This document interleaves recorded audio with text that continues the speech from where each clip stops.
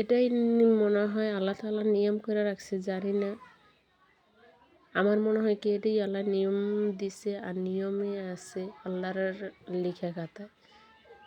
৬০ বছর বয়সে যদি শখটা পূরণ হয়, 18 বছর বয়সের শখটা, তখন কি এটা থাকবে? এখন 18 বছর বয়সে যে শখ, এটা 7 বছরের বয়সে থাকবে না। তখন থাকবো অন্যরকম মন মানসিকতা, অন্যরকম শখ। এখন আমি যেই শাড়িটা পরলে আমার মানাইব, একটা লাল টুকটুকে শাড়ি পরলে আমার মানাইব, কিন্তু ওই বয়সে ওই সময় আমি এই শাড়িটা পরলে আমার মানাইব না। তখন আমার এটা মন মানসিকতাও থাকবো না। এখন এই 18 বছর বয়সে যে ঘোরাফেরাটা আমার মন চায়, এটা কি 60 বছর বয়সে থাকবো? তখন থাকবো না। তখন মন চাইব বাড়িতেই থাকি, আমি যেই সময় যেই জায়গায় থাকি, আমি একটু আরামে শুয়ে বসে থাকি। কিন্তু তখন কি ঘুরতে ইচ্ছে হইব? না তখন ঘুরে ফিরা সব কিছু নিয়ে আনন্দের মাঝে থাকতে ইচ্ছে হইব। তো আল্লাহ তাআলা কেন মানুষের এত কষ্টের মাঝে রাখে আর এত সুখের মাঝে রাখে?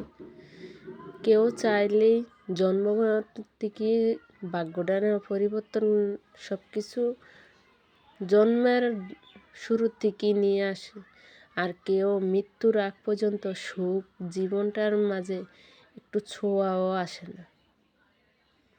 এটাই মনে আল্লাহ তাআলার লেখা, আর এটাই আল্লাহর লেখা খাতায় ভাগ্য থাকে। তো সাফল্য জানি না আল্লাহ কবে এই আমাদের মতন মানুষের জীবনে দিব, আর কবে আমাদের মতন মানুষের জীবনে আসবে। এদিকে কথা বলতে বলতে আমি আমার শাশুড়ির জন্য চা বানিয়ে ফেললাম। চা বানানোর আগে আবার এদিকে আমি দুধটা জাল দিয়ে নিলাম। তো আমার এক এক করে আমি সব কাজটা গুছিয়ে নিলাম, গোছগাছ করি। আমার ক্যামেরাটা হয়তো কি সব কাজে কামে মিলিয়ে অ্যাকুরেটভাবে আমি করতে পারি না, এই কারণে আমার ক্যামেরা ম্যান আমি, আমার ভিডিও ম্যানও আমি, সব কিছুই আমি। তো আমারটা আমি স্যাক্রিফাইস করে রাখার জন্য আমি চেষ্টা করি সব কিছু মিলিয়ে আমারটা আমি সামলিয়ে কাজটা করার জন্য। আমার কোলে আমার বাচ্চারা দেখে ওর দাদু আসলো, আয়সা নিয়ে গেল, যেহেতু কাজ করতে দিকে অসুবিধা হইব।